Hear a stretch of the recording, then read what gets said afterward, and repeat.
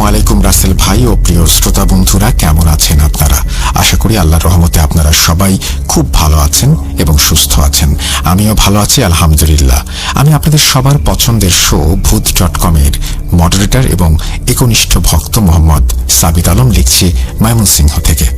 যে যেখান থেকে আজকের এই ঘটনাটি শুনছেন তাদের সবাইকে তিনি আমন্ত্রণ জানিয়েছেন এবং তারপরে তিনি বলছেন যে আজ আমি আপনাদের মাঝে আবারও একটি দীর্ঘ ঘটনা নিয়ে হাজির হয়েছি। আজকে যে ঘটনাটি নিয়ে আপনাদের মাঝে উপস্থিত হয়েছে সেটি আমাকে বলেছেন আমেরিকা প্রবাসী একজন ভদ্র মহিলা, ওনার নাম আমরিন। উনি আমাকে কিভাবে ঘটনাটি বলেছেন সেসব ব্যাখ্যায় নাই বা গেলাম। শুরুতে একটা কথা বলে নেই যে আজ আপনারা বুঝতে পারবেন যে কিশোর জীবনে কৌতূহল মানুষকে মৃত্যুর দিকে নিয়ে যেতে পারে। বাকিটা না হয় ঘটনাতেই শুনবেন।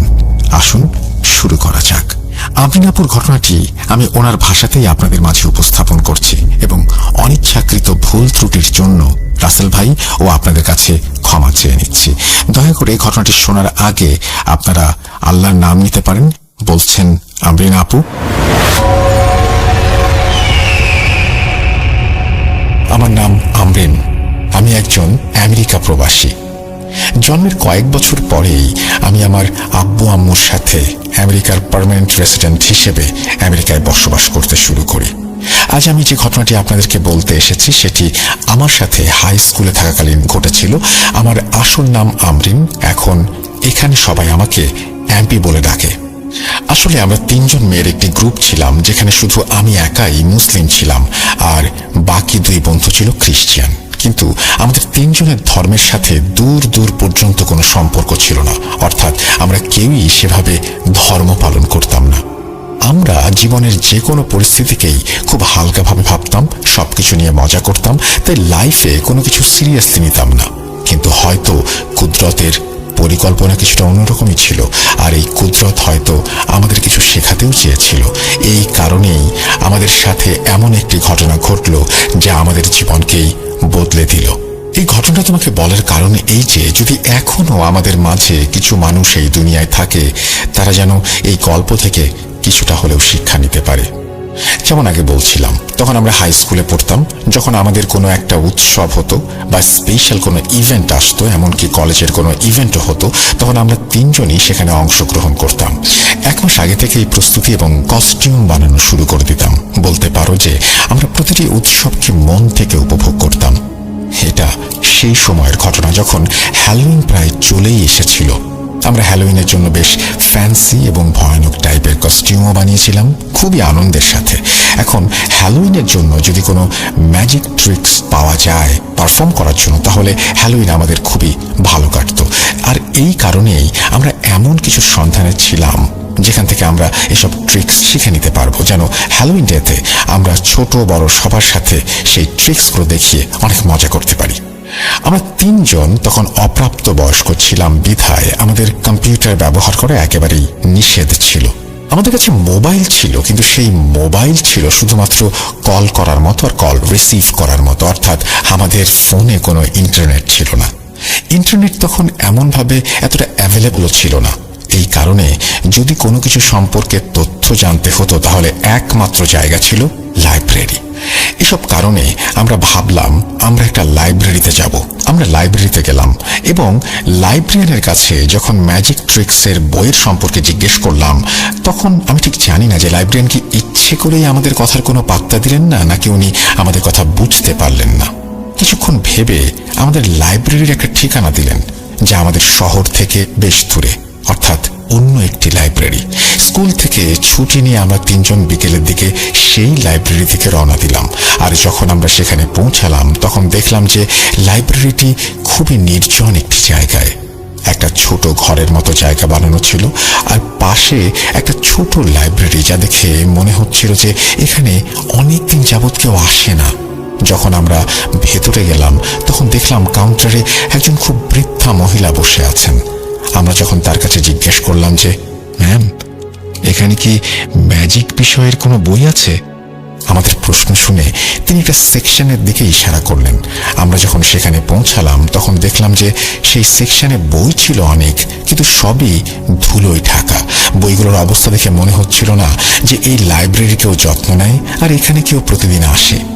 আমরা এরপর বইগুলো বের করে ঝাড়ছিলাম এবং দেখছিলাম যে আমাদের পছন্দ মতো কোনো বই সেখানে আছে কিনা বা পাওয়া যায় কিনা, যেখান থেকে আমরা কিছু ম্যাজিক ট্রিক্স শিখে নিতে পারি। হঠাৎ আমার নজর গেল একটা বইয়ের ওপরে, যার ওপর জাদু সম্পর্কিত কিছু কথা লেখা ছিল। আমার এক্স্যাক্ট ওয়ার্ডটা মনে ছিল না, কিন্তু পরে যখন আমরা ঘাটাঘাটি করে ট্রান্সলেট করেছিলাম তখন সেটার আসল মানে ছিল কালো জাদু। আমি আমার বন্ধুদের ডাকলাম আর বইটা দেখালাম। বইটা দেখে বুঝতে পারলাম যে এই বইটা গ্রিক ভাষায় লেখা এবং সেটা কোনো জুইশ অথরের লেখা। আমার দুই বন্ধুর মধ্যে একজন সাইপ্রাস থেকে এসেছিল। গ্রিক ভাষা সে পড়তে জানতো একটু আধটু এবং বলতেও পারতো হালকা হালকা। বইটার টাইটেল এতটাই আকর্ষণীয় ছিল যে আমি ভাবলাম এটা পড়া উচিত। নিশ্চয়ই এর মধ্যে এমন কিছু আছে যা শিখে ব্যবহার করতে পারবো। আমরা তিনজন সেই বই কাছাকাছি একটা টেবিলে নিয়ে বসলাম এবং পড়তে শুরু করলাম। আমার বন্ধু যখন বইটা পড়তে শুরু করলো, প্রথম দিকে আমরা একটু ভয় পেলেও ধীরে ধীরে বইটা আমাদের কাছে খুবই ইন্টারেস্টিং লাগতে লাগলো এবং আমরা বইটার মধ্যে যেন ডুবে গেলাম। বইটা আসলে শয়তানের সম্পর্কে ছিল।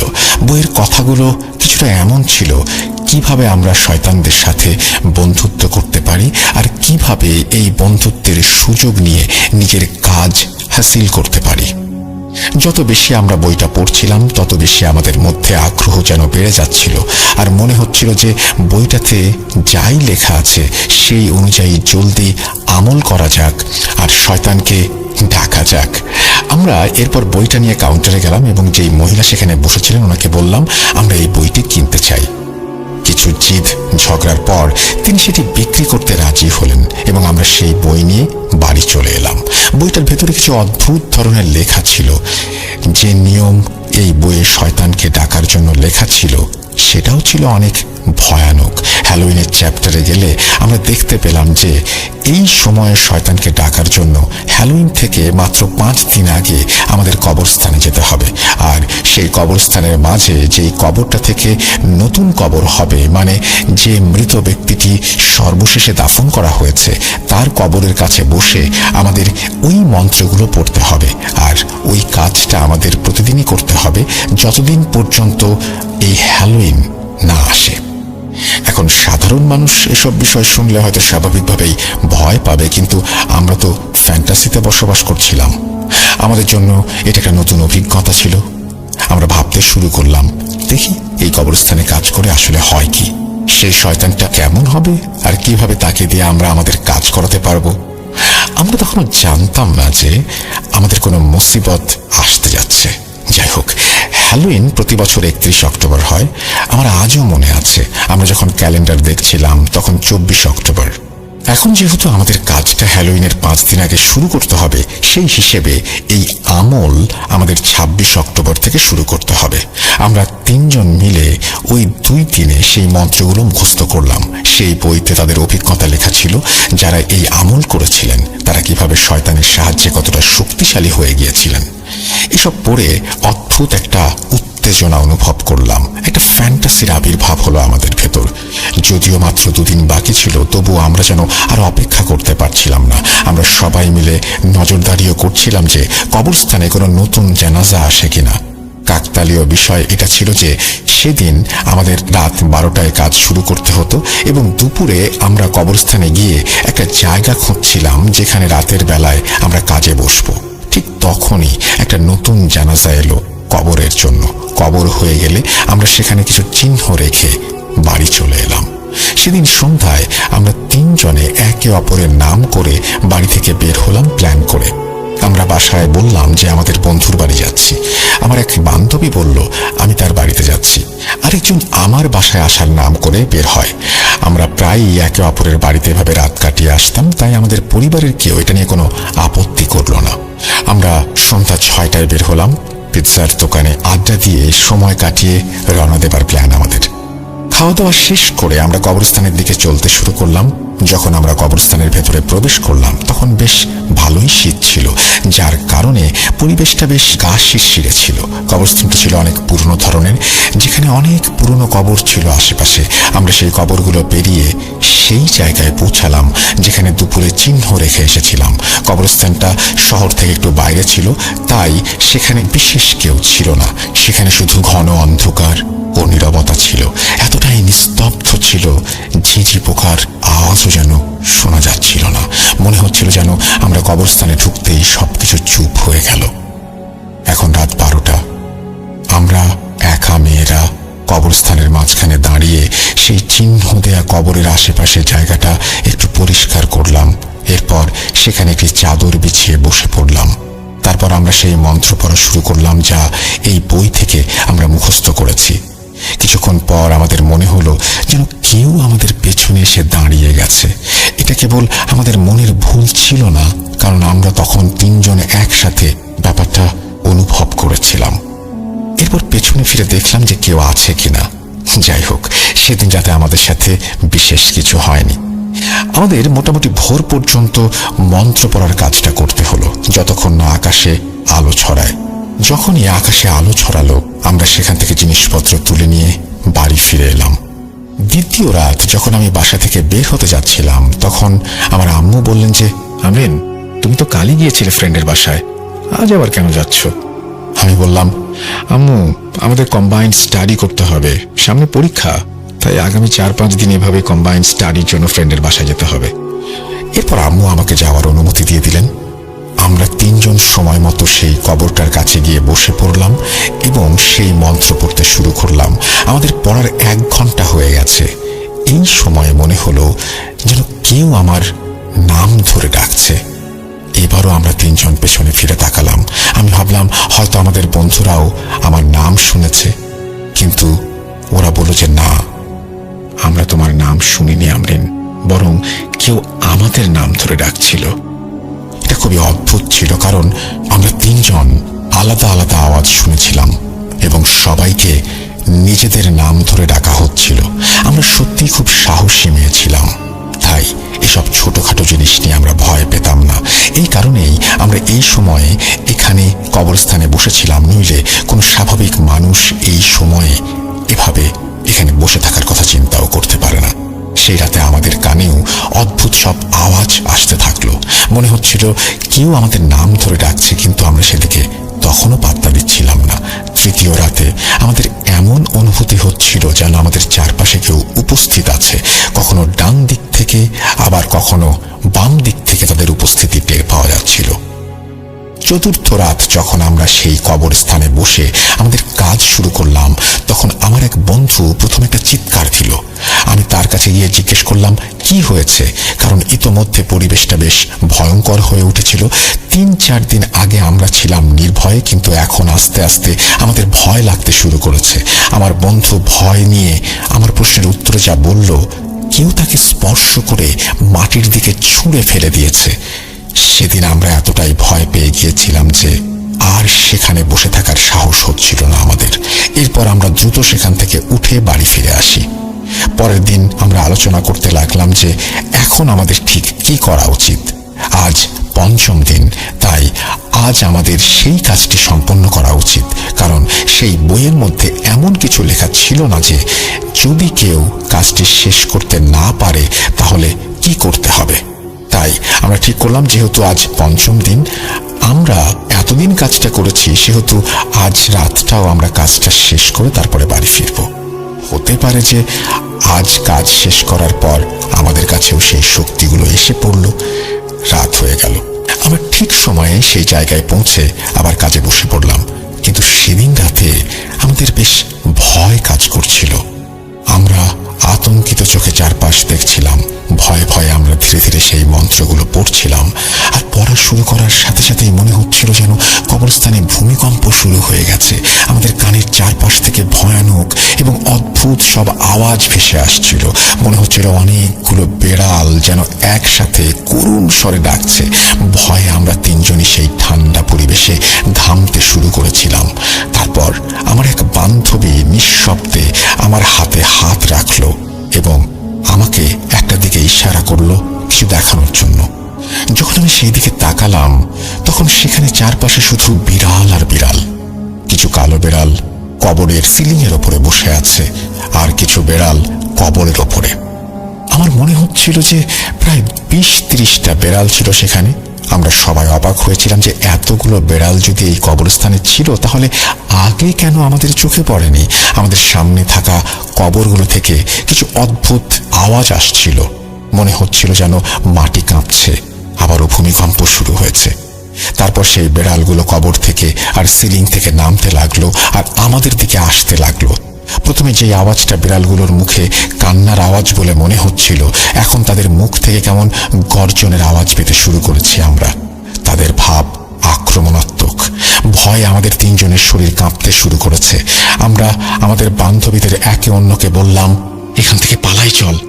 এরপর আমরা তিনজন সেখান থেকে পালিয়ে গেলাম, কিন্তু মনে হচ্ছিল যেন কেউ আমাদের পেছন পেছন আসছে। আমরা খুব কষ্ট করে সেই কবরস্থান থেকে বের হলাম, যে যার নিজের সাইকেলে উঠলাম এবং বাড়ির দিকে ছুটতে শুরু করলাম। সারাটা পথ জুড়ে আমাদের মনে হচ্ছিল যেন সাইকেলের পেছনেও কেউ আমাদের অনুসরণ করছে। সেদিন রাতেও আমাদের এই আমল সম্পূর্ণ হলো না। সেই রাতে আমরা জলদি বাড়ি না গিয়ে পুরোটা রাত আমরা ম্যাকডোনাল্ডসে কাটিয়ে দিয়েছিলাম, কারণ সকালের আগে আমাদের বাড়ি ফিরে যেতে পারতাম না। আমরা যদি সকালের আগে আমরা বাড়ি ফিরতাম তবে নানান রকমের প্রশ্নের সম্মুখীন হতে হতো আমাদের। আমি সকালে বাড়ি ফিরে সারাটা দিন ঘুমিয়ে কাটালাম। রাতে যখন আমার বান্ধবীদের সাথে আমার কথা হলো, সেদিন হ্যালোউইন হলেও আমাদের বাইরে বের হওয়া হলো না, সাহস হচ্ছিল না। আমি ওদের ফোনে জিজ্ঞেস করলাম, তোমাদের কার কি অবস্থা? তখন তারা একে একে বলল, আমাদের সাথে খুব অস্বস্তিকর ঘটনা ঘটেছে। আমি বললাম, শর্ট করে বলো তো কি হয়েছে? তখন ওরা বলতে লাগলো, ওদের এমন মনে হচ্ছে যেন ওদের ঘরে কেউ উপস্থিত। অদ্ভুত ব্যাপার, ওরা দুজনই একই জিনিস অনুভব করেছিল, কিন্তু আমার সঙ্গে তো এমন কিছু হয়নি, কিংবা আমি তো এমন কিছু অনুভব করিনি। আমি ওদের বললাম, মনে হচ্ছে ওই ভয় তোমাদের মাথায় জিকে বসেছে, এই জন্যই এরকম লাগছে। এরপর আমি ওদের সাথে পরের দিন দেখা করার কথা বলে ফোনটা রাখলাম এবং পড়ার টেবিলে এসে বসলাম আর স্কুলের বই খুলতে শুরু করলাম। বই পড়তে পড়তে যখন আমি কাপটা তুলতে হাত বাড়ালাম তখন সেখানে কাপটাকে ছুঁতে পারলাম না। আমি হাত দিয়ে পুরো টেবিলটা খুঁজতে শুরু করলাম, কিন্তু যখন কিছুই খুঁজে পেলাম না তখন বই থেকে চোখ সরিয়ে আমি টেবিলের দিকে তাকালাম। সম্পূর্ণ টেবিল দেখা সত্ত্বেও আমার মগ আমি সেখানে খুঁজে পেলাম না। আমি অবাক হয়ে কখনো টেবিলের দিকে তাকাচ্ছিলাম, আবার কখনো চেয়ারের নিচে খুঁজে দেখছিলাম, কারণ হতে পারে যে চা খেতে হয়তো ভুলে গেছি, আমি মগটা নিচে মাটিতে নামিয়ে রেখেছি, কিন্তু মগটা আমি খুঁজে আর পেলামই না। আমি আমার চেয়ার থেকে উঠে পড়লাম আর সারা ঘরে দেখতে লাগলাম। তখনই আমার নজর আমার বেড সাইড টেবিলের ওপরে পড়ল এবং সেখানে আমার চায়ের মগটা রাখা ছিল। আমার সেই নাইট স্ট্যান্ড আমার পড়ার টেবিল থেকে প্রায় 7 থেকে 8 ফুট দূরে ছিল। সুতরাং আমি পড়ার টেবিলে বসে মগটাকে কিভাবে এত দূরে নাইট স্ট্যান্ডের উপরে রাখলাম, আমি তখন মাথা চুলকাতে লাগলাম আর একটা কনফিউশনে পড়ে গেলাম, আসলে হচ্ছেটা কি।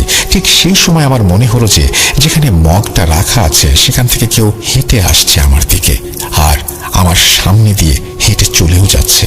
আমি তার শ্বাস প্রশ্বাসের শব্দ শুনতে পাচ্ছিলাম। আমি ভয় পেয়ে একদম জোরে চিৎকার দিতে শুরু করলাম। আমার মা বেচারি ভয় পেয়ে ভেতরে এসে আমাকে জিজ্ঞেস করতে লাগলেন, আমরিন কি হয়েছে? আমি নিজেকে সামলে আমার মাকে বললাম, না আম্মু কিছু না, আসলে আমি ভয় পেয়ে গিয়েছিলাম, একটা হরর মুভি দেখছিলাম তো তাই। তারপর আমি আমার মাকে বললাম, মা আজ রাতে তুমি আমার পাশে ঘুমাবে প্লিজ। আম্মুকে রাজি করাতে পারলাম। আমার সাথে আম্মু ঘুমাতে এলেন। পরদিন আমরা 3 জন বন্ধু মিলে যখন দেখা করলাম তখন আমার এক বন্ধু বলছিল যে সারা রাত তার ঘর থেকে বেড়ালের কান্নার আওয়াজ শোনা যাচ্ছিল, আর আমার অন্য বন্ধু বলছিল যে সারা রাত নাকি তার ঘরে কেউ ছিল এবং ও নাকি তার পায়ের শব্দও শুনেছে। আমি ওদের সাথে আমার সাথে ঘটে যাওয়া ঘটনা একে একে বললাম এবং আমারও মনে হচ্ছিল আমার ঘরে কারো অস্তিত্ব আছে। এরপর সারাটা দিন আমি বেশ ব্যস্তই ছিলাম, তাই ভয়ের অনুভূতি অনেকটা কমেই গিয়েছিল আমার। রাতে যখন আমি বাথরুমে গোসল করছিলাম আর গোসল করে যখন ড্রেসিং টেবিলের সামনে এসে দাঁড়ালাম এবং আমার চুল বাঁধছিলাম তখন আমি আমার নিজের চোখকে আর বিশ্বাস করতে পারলাম না। আমার পেছনে একটা ছায়া যেন মনে হলো চলে গেল। সবকিছু এত দ্রুত ঘটে গেল, আমি নিজেকে সামলাতেই পারলাম না, আর হোঁচট খেয়ে মাটিতে পড়ে গেলাম। সেই ছায়াটা আসলেই আমার পেছন দিয়ে খুব দ্রুত চলে গিয়েছিল। আমি তাকে আয়নায় দেখেছিলাম। আমি রাতে আমার বাথরুমে থাকতে বেশ ভয় পাচ্ছিলাম, তাই সেই রাতে আমি লাউঞ্জে ঘুমিয়েছিলাম, যেহেতু আমার ঘরে ঘুমাতে ভীষণ ভয় করছিল। পরের দিন যখন স্কুলে বন্ধুদের সাথে দেখা হলো, তারা সবাই বলছিল যে তাদের সঙ্গেও এমন অদ্ভুত কিছু ঘটনা ঘটেছে। এক বন্ধু যখন তার খাতা বের করে দেখালো, তখন তাতে অদ্ভুত লাল রঙে কিছু লেখা ছিল, আমরা তোমার সঙ্গে আছি এবং চারদিক থেকে তোমাদের দেখছি। অদ্ভুত ব্যাপার হলো যে সেই লেখাটি গ্রিক ভাষায় ছিল, আর এই লেখাটি সেই বন্ধুর কাছ থেকে পাওয়া গিয়েছিল যে গ্রিক ভাষা জানতও না। আমরা জানতাম না যে এই লেখাটার মানে আসলে কি, কিন্তু যখন গ্রিক ভাষা জানা আমার বন্ধুটি সেটা ট্রান্সলেট করলো, তখনই সবাই ঘেমে নিয়ে একাকার হয়ে গেলাম। এটা সেদিন রাতের ঘটনা, যেদিন আমার এক বন্ধুর ফোন এলো রাত 1:30টায়। আমি তো ভয় পেয়ে গিয়েছিলাম যে এত রাতে ফোন আসলো কেন। ফোনটা ধরার পর আমি বুঝলাম যে আমার বন্ধু আমাকে ফোন করেছে। তাকে খুব চিন্তিত আর ভীত মনে হচ্ছে। সে বারবার একটা কথাই বলছে, আমার বিছানার নিচে কেউ আছে। আমি ওকে বারবার বোঝাচ্ছিলাম, রিল্যাক্স দোস্ত, আমাকে একটু সময় দাও, আর বলো কি হয়েছে। কিন্তু সে একটা কথাই বারবার বলছিল, আমার বিছানার নিচে কেউ আছে, আর সে নিচ থেকে আমার দিকে তাকিয়ে আছে। আমি তাকে বললাম, চিন্তা করো না, তাড়াতাড়ি তোমার আম্মুর ঘরে চলে যাও।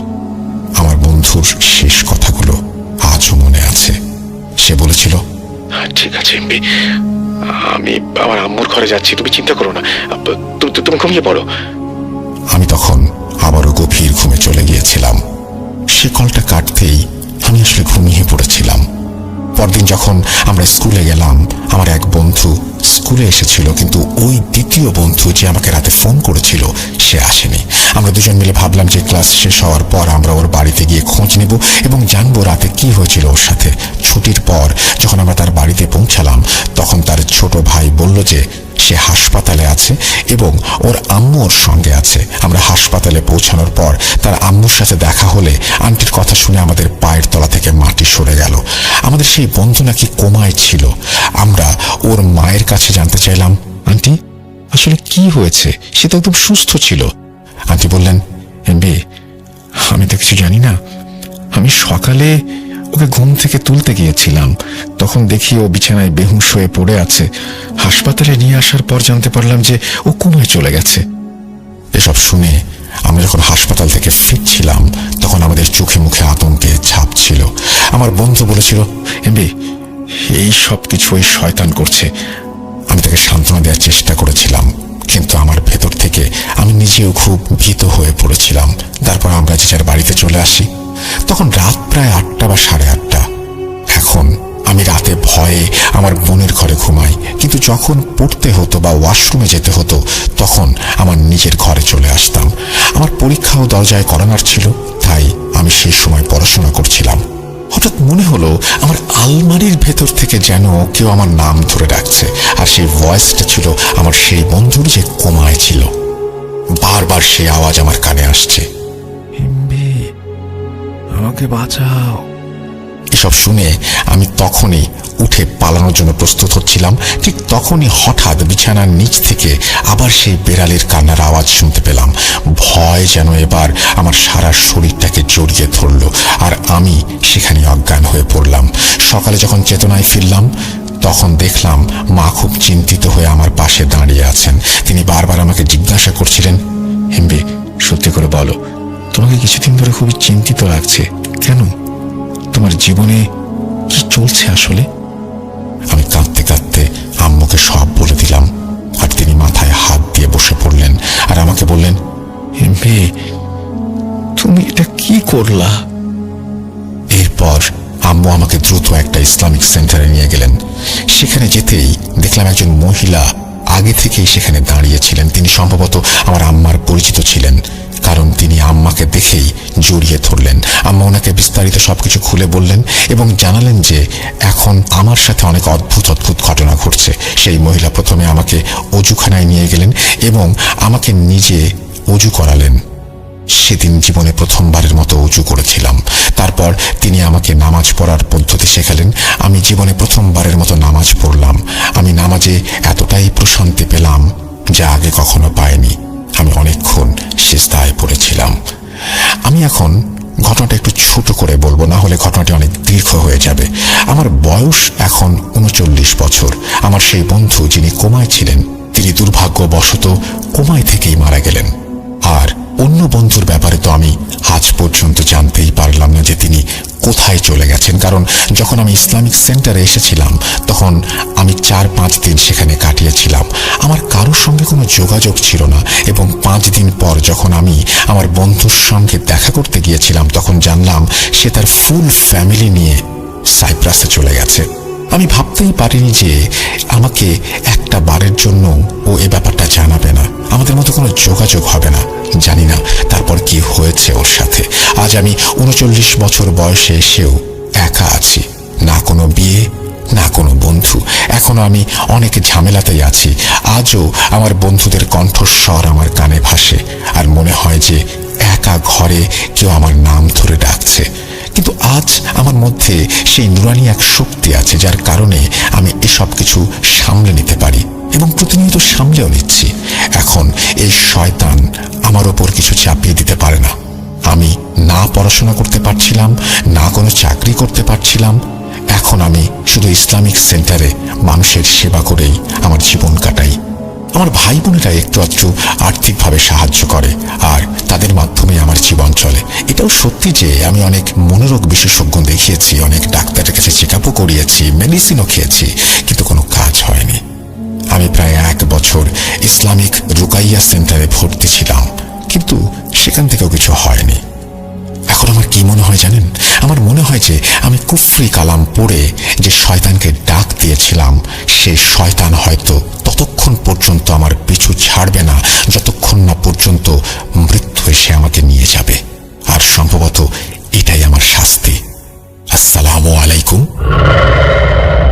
এই বলে আমরিন আপু ওনার ঘটনা শেষ করেছেন। প্রিয় লিসনার্স, কৌতূহলের পরিণাম যে কেমন হতে পারে আশা করি আপনারা বুঝতে পেরেছেন। আপনাদের নিকট আমার অনুরোধ রইল যে ভুলেও কৌতূহলের বশবর্তী হয়ে কেউ এমন কাজ করবেন না যার জন্য সারা জীবন আপনাকে অনুশোচনা করতে হয়।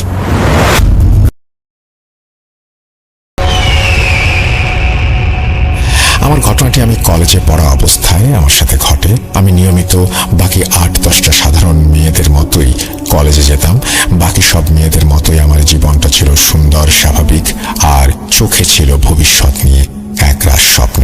আমার কলেজ আমার বাসা থেকে কিছুটা কাছেই ছিল বিধায় আমি পায়ে হেঁটে কলেজে যেতাম। আমার মহল্লায় আমার কয়েকজন বান্ধবী ছিল যারা আমার সঙ্গেই কলেজে যেত এবং ফিরে আসতো। প্রতিদিনের মতোই একদিন আমরা কলেজ থেকে ক্লাস শেষ করে বাসায় ফিরছি। কলেজ থেকে আসার সময় একটি ৩ রাস্তার মোড় পড়তো।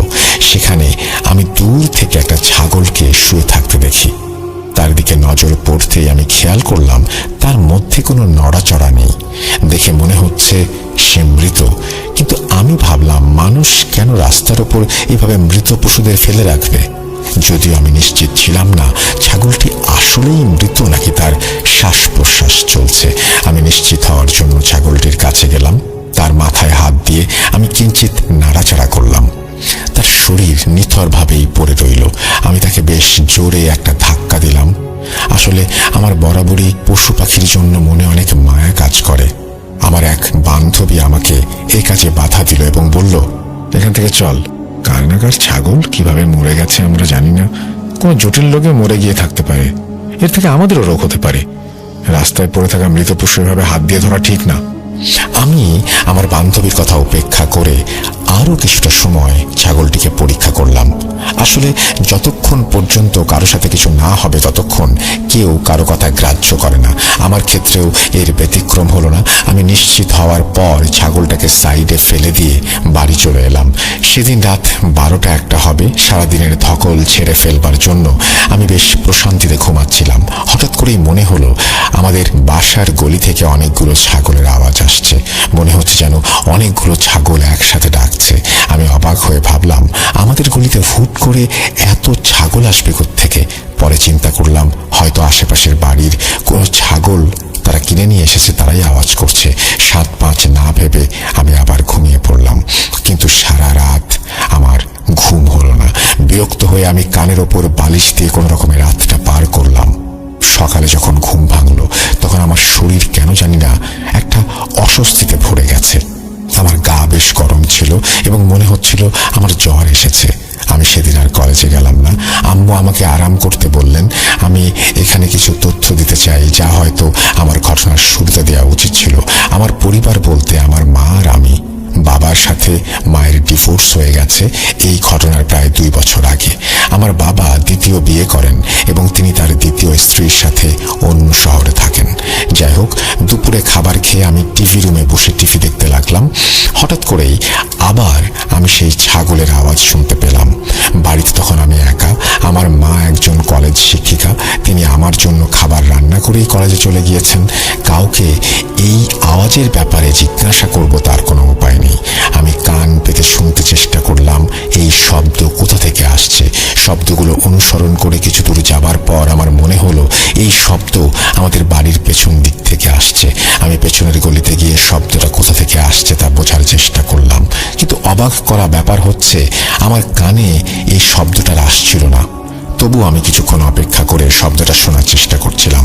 ভাবছিলাম হয়তো শব্দটা পাশের বাড়ি থেকে আসছে, কিন্তু যখন আমি বাইরে গিয়ে শব্দের উৎস খোঁজার চেষ্টা করলাম তখন শব্দটা বেমালুম গায়েব হয়ে গেল।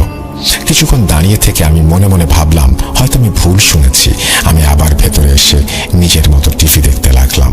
হঠাৎ আমার খেয়াল হলো রান্নাঘরে কেউ একজন আছে, কারণ রান্নাঘর থেকে থালা বাসনের ঠন ঠন আওয়াজ আসছিল। আমি বেশ চিন্তায় পড়ে গেলাম। ভাবলাম আম্মু তো রান্না করে কলেজে গেছেন, বাসায় আমি আর আম্মু ছাড়া আর কেউ নেই, তাহলে রান্নাঘরে কি হতে পারে? ধীরে ধীরে থালা বাসনের আওয়াজ বাড়তে লাগলো। দিনের বেলায়ও ভয়ে আমার অবস্থা খারাপ হয়ে যাচ্ছিল। আমি ভীত অবস্থায় রান্নাঘরের দিকে এগোতে লাগলাম, কিন্তু সেখানে পৌঁছে আমি কাউকে দেখতে পেলাম না। এভাবে সারাটা সময় অদ্ভুত সব ঘটনা ঘটে চলেছিল আমার সাথে, আর আমি এসবের মধ্যে কোনো মানেই খুঁজে পাচ্ছিলাম না। কি হচ্ছে কিছু বুঝতে পারছিলাম না। দেখতে দেখতে বেলা গড়িয়ে দুপুর হয়ে গেল। দুপুরের দিকে আমার গায়ে জ্বর এলো। বিকেলের দিকে আম্মু বাসায় ফিরে এলেন। আমার অবস্থা দেখে তিনি ডাক্তার ডেকে আনলেন। ডাক্তার আসতে আসতে সন্ধ্যা হয়ে গেল। ডাক্তার এসে কিছুটা সময় আমার অবস্থা পর্যবেক্ষণ করে আমাকে ওষুধ দিলেন। এদিকে আমি এভাবে অসুস্থ হয়ে পড়ে রয়েছি, আর অন্যদিকে 5 দিন পর আমার ফাইনাল পরীক্ষা শুরু হতে যাচ্ছে। পরীক্ষার আগের এক রাতের কথা। পরীক্ষার প্রস্তুতি নিচ্ছি। তখন রাত 8-9টার মতো বাজে। পড়তে পড়তে আমার চোখ লেগে এসেছে। হঠাৎ আমার ঘরে কিছু একটা আওয়াজ শুনে আমার চোখ খুলে গেল। আমি কাঁচা ঘুম থেকে উঠে আমার পেছনের দিকে তাকালাম। আমি দেখলাম আমার পেছনে একজন মানুষ দাঁড়িয়ে আছে। একজন মানুষ যে আমার রুমের জানালার বাইরে এক দৃষ্টিতে তাকিয়ে আছে। তার চোখগুলো ছিল বেশ বড় বড়, তার মাথায় কোনো চুল ছিল না। তাকে দেখে আমি ভয়ে হাঁপাতে শুরু করলাম। আমার মুখ থেকে কোনো কথাই বের হচ্ছিল না এবং আমি শুধু তার দিকেই মূর্তির মতো ঠায় তাকিয়েছিলাম। কিছুক্ষণ পর হঠাৎ সে আমার সামনে থেকে গায়েব হয়ে গেল। আমার সামনে থেকে গায়েব হওয়া মাত্রই আমি যেন হুঁশ ফিরে পেলাম এবং চেয়ার থেকে উঠে এক দৌড়ে আম্মুর রুমে চলে গেলাম। আম্মুর রুমে গিয়ে আমি আম্মুকে সবকিছু জানালাম, কিন্তু আমার কথা শুনে আম্মু উল্টো আমাকেই বকাঝকা করতে লাগলেন। আম্মু বললেন, তুমি সারাদিন টিভিতে সমস্ত ভূতের প্রোগ্রাম দেখো, এই জন্যই সেই একই জিনিস তোমার স্বপ্নে এসে তোমাকে ভয় দেখায়। আমি তাকে বললাম, আমি আমার রুমে আসলেই একজন মানুষকে দেখেছি, কিন্তু আম্মু কিছুতেই আমার কথায় কর্ণপাত করলেন না। তিনি শুধু বললেন, আমি নিশ্চয়ই কোনো দুঃস্বপ্ন দেখেছি। আমার জন্য আম্মুর এই আচরণ আসলে খুবই হতাশাজনক ব্যাপার ছিল। এরপর কিছুদিন এসব চলতে চলতেই কেটে যায়। তখনও আমার সাথে বাড়িতে বেশ কিছু অদ্ভুত ঘটনা ঘটেই চলেছে। আম্মুকে অনেকবার এসব স্বপ্নের কথা বোঝানোর চেষ্টা করেছি, কিন্তু তিনি আমার কথা একদমই সিরিয়াসলি নিচ্ছিলেন না। কিছুদিন পর পরীক্ষা দিয়ে আমি বাড়ি ফিরছিলাম। আমার শরীর তেমন ভালো ছিল না। আমার বান্ধবীরা কলেজে পরীক্ষা দেবার পর প্রশ্ন উত্তর মেলাতে ব্যস্ত হয়ে পড়ে। আমার শরীর ভালো না থাকায় আমি একাই বাড়ি ফিরছিলাম। রাস্তায় হাঁটতে হাঁটতে আমি দেখলাম রাস্তার ঠিক মাঝখানে সেই দিনের মতো আজও একটি কালো ছাগল মরে পড়ে আছে। এবার আমি তাকে দেখে বেশ ভালো রকমের ভয় পাই। বিধায় তাকে হাত দিয়ে স্পর্শ করিনি। সে রাস্তা দিয়ে না গিয়ে আমি অন্য গলিতে ঢুকে পড়ি।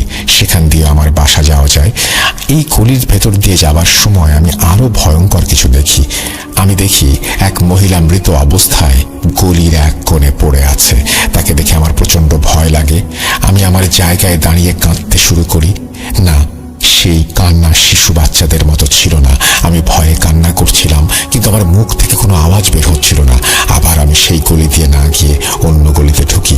এইভাবে আমি 3টা গলি পার হলাম, কিন্তু প্রতি গলিতেই আমি সেই মহিলা নয়তো সেই মৃত ছাগলটিকে দেখতে পেলাম। আমি এরপর চোখ বন্ধ করে বাড়ির দিকে দৌড় লাগালাম। কতক্ষণ কিভাবে কোন দিকে দৌড়িয়েছি আমি জানি না। চোখ খুলে দেখি আমি বাড়িতে পৌঁছে গিয়েছি। আম্মু ভেতর থেকে আমাকে দেখে ভয় পেয়ে গেলেন এবং নামাজ বাদ দিয়ে তিনি দৌড়ে আমার দিকে এলেন। তিনি ভাবলেন হয়তো কোনো বদমাশ ছেলে আমার পেছনে লেগেছে, কেননা আমি বারবার পেছন ফিরে তাকাচ্ছিলাম। ভিতরে এসে আমি সোফায় শুয়ে পড়লাম। আম্মু আমাকে পানি এনে দিলেন এবং জিজ্ঞাসা করতে লাগলেন সব ঠিক আছে কিনা। তখন আমি আম্মুকে পুরো ঘটনা খুলে বললাম। আমার কথা এবার আর আম্মু ফেলতে পারলেন না। তিনি বিশ্বাস করলেন আসলেই হয়তো আমার সাথে খারাপ কিছু ঘটেছে। আমি মনে মনে আল্লাহর কাছে শুকরিয়া আদায় করলাম, কারণ আজ আম্মু কলেজ থেকে ছুটি নিয়েছিলেন এবং বাড়িতেই ছিলেন। কলেজ থেকে ফিরে না এলে সাধারণত আমাকে একাই থাকতে হয়। আজ আম্মু না থাকলে আমার কি হতো আল্লাহ জানে। আম্মুকে দেখেই আমার দেহে আমি প্রাণ ফিরে পেয়েছিলাম এবং আম্মু সোফায় আমার পাশে বসে আমার মাথায় হাত বুলিয়ে দিতে লাগলেন।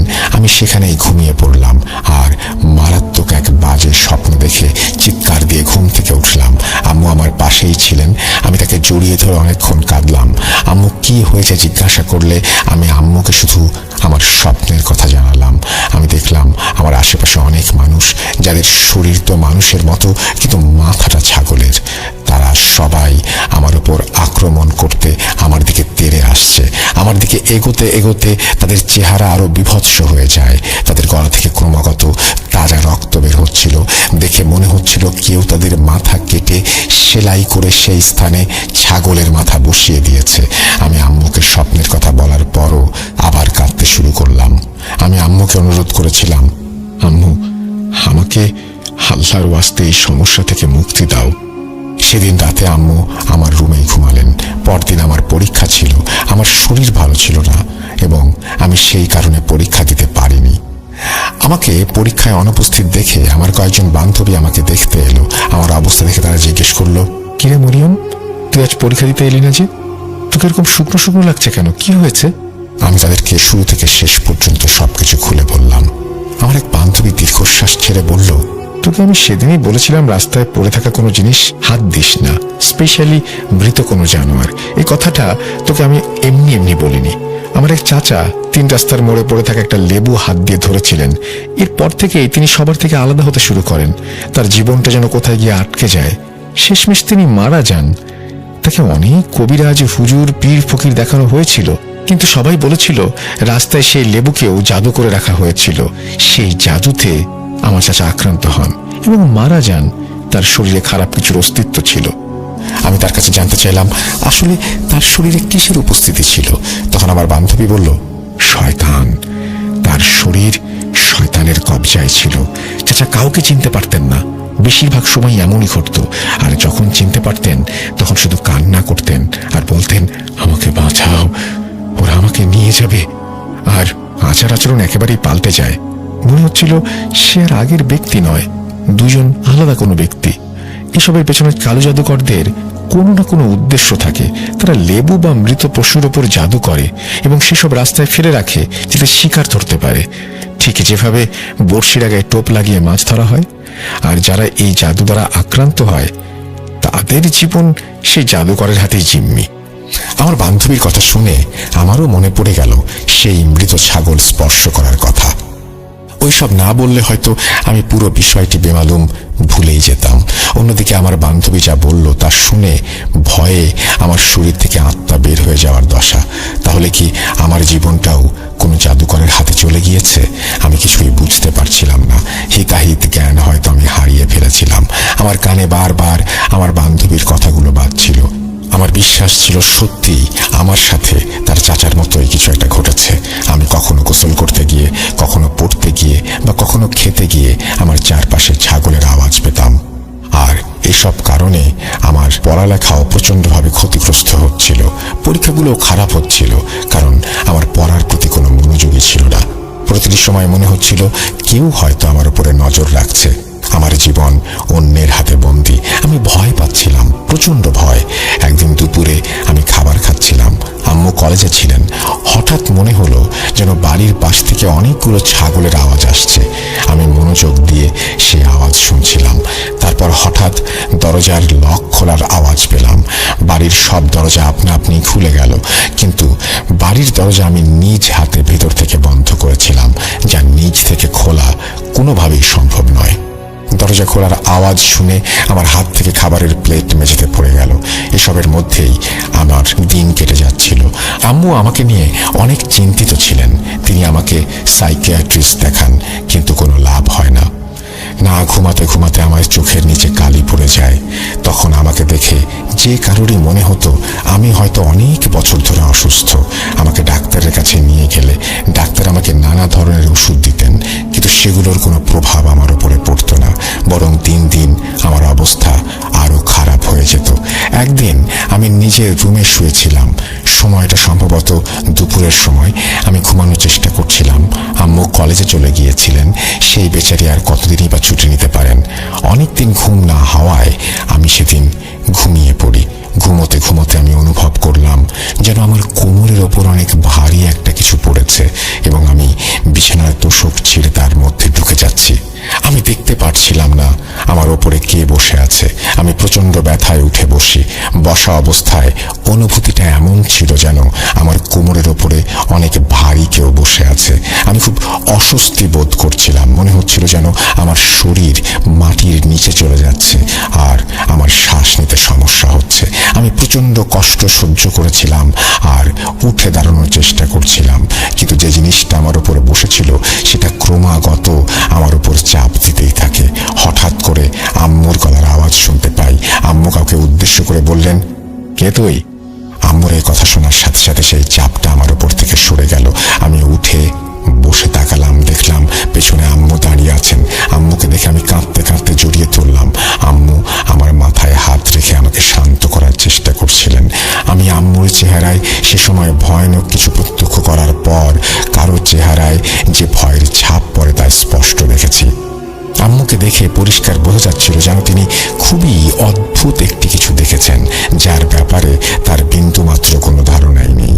আমি আম্মুর গলা ধরা অবস্থায় ক্রমাগত কাঁদছিলাম এবং বলছিলাম, আম্মু, কেউ আমার উপরে বসেছিল, সে আমাকে মারতে চায়, আমাকে বাঁচাও আম্মু, আমাকে বাঁচাও, আমার এই যন্ত্রণা আর সহ্য হচ্ছে না, আমার উপরে দয়া করো আম্মু, দয়া করো।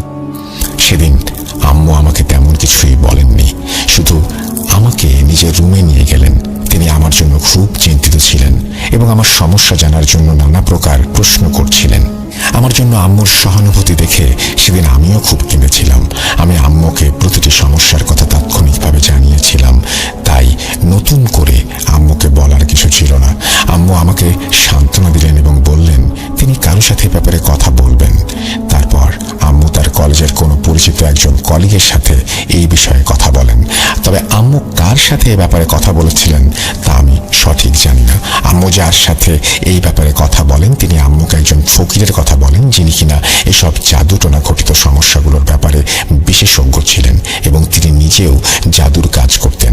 আমরা পরের দিনই সেই ফকিরের কাছে চলে গেলাম। আমরা যখন সেখানে ওনার কাছে পৌঁছালাম তখন আমরা দেখা করার জন্য অপেক্ষা করতে লাগলাম। আমাদের সময় এলে আমরা তার সাথে দেখা করতে একটি রুমে প্রবেশ করি। আমরা তখনও তাকে আমাদের সমস্যার ব্যাপারে কিছুই বলিনি এবং আম্মুর ভাষ্য মতে আম্মু ও তার কলিগকে আমার সমস্যা নিয়ে কোনো কিছু বলেননি। যখন আমরা ফকিরের ঘরে ঢুকলাম তিনি আমার দিকে তাকালেন এবং সাথে সাথে চোখ দুটো নিচু করে নিলেন। এরপর তিনি আমাকে একটা প্রশ্ন করলেন, যা শুনে আমি চমকে উঠলাম। তিনি জানতে চাইলেন, সেই ছাগলের কথা কি তোমার মনে আছে? আমি অবাক হয়ে তার মুখের দিকে তাকিয়ে থাকলাম। বললাম, হ্যাঁ, রাস্তায় পড়ে থাকতে দেখেছিলাম। আমার উত্তর শুনে তিনি এক এক করে সবকিছু নিজেই বললেন, যা এতদিন ধরে আমার সাথে ঘটে চলেছে। তিনি জিজ্ঞাসা করতে লাগলেন, সেই ছাগলের মাথার মতো মানুষগুলো এখনো আমার স্বপ্নে আসে কিনা। আমি হ্যাঁ সূচক উত্তর দিলাম। প্রথমবার দেখার পর আবারও 2-1বার তারা আমার স্বপ্নে এসেছে। তখন তিনি জানতে চাইলেন আমি ছাগলের আওয়াজ কখন শুনেছি। আমি উত্তর কি দেব? আমি তার এসব কথা নিয়েই বেশ চিন্তিত হয়ে পড়ছিলাম। কিভাবে তিনি এসব জানলেন? একে একে আমি তাকে তার সব প্রশ্নের উত্তর দিলাম। তারপর আম্মুর দিকে তাকিয়ে জিজ্ঞেস করতে লাগলেন তিনি, আপনি কি সেই মানুষটাকে দেখেছেন যে আপনার মেয়ের ওপরে বসেছিল? আম্মু হ্যাঁ সূচক উত্তর দিলেন। তিনি দেখেছেন। তিনি মায়ের কাছে জানতে চাইলেন, তার চেহারা কেমন ছিল? তখন মা বললেন, তার মাথায় কোনো চুল ছিল না। আম্মু যখন ঘরে ঢুকছিলেন তখন তিনি তাকে আমার কোমরের ওপর বসে থাকতে দেখেছিলেন, এবং আম্মু যখন তাকে উদ্দেশ্য করে জিজ্ঞেস করেন তুই কে, তখন সে আম্মুর দিকে তাকিয়ে বিচ্ছিরিভাবে হা হা করে হেসে গায়েব হয়ে যায়। তার চোখ ছিল খুব বড়। আম্মুর মুখ থেকে তার চেহারার বর্ণনা শুনে আমি কাঁপতে লাগলাম, কারণ এটা সেই লোক যাকে আমি রাতের বেলায় পড়তে পড়তে দেখেছিলাম। তারপর ফকির বাবা আমার মাথায় হাত দিয়ে কিছু পড়া শুরু করলেন, আর আমি আগের মতো অজ্ঞান হয়ে গেলাম। তার পরের কিছু আমার মনে নেই। পরের ঘটনা আমি আম্মুর ভাষায় বলছি। যখন ফকির বাবা তোমার মাথায় হাত দিয়ে দোয়া পড়া শুরু করছিলেন তখন তোমার উপরে কেউ এসে ভর করে। তারপর সে ছাগলের মতো আওয়াজ করতে শুরু করে, কিন্তু তার আওয়াজ শুনে মনে হচ্ছিল এটি কোনো ছাগলের আওয়াজ নয়, বরং হাজার হাজার ছাগলের আওয়াজ কানে ভেসে আসছে। ফকির বাবা পড়া শেষ করে তোমার দিকে তাকিয়ে বললেন, তুই জানিস এই সময় তুই কোথায় বসে আছিস? ফকির বাবার কথা শুনে তুমি তৎক্ষণাৎ মাথা নামিয়ে ফেলো। ফকির বাবা ধমকের সুরে তোমার ভেতরে থাকা শয়তানকে বলে, তোর কাছে একটা প্রস্তাব আছে।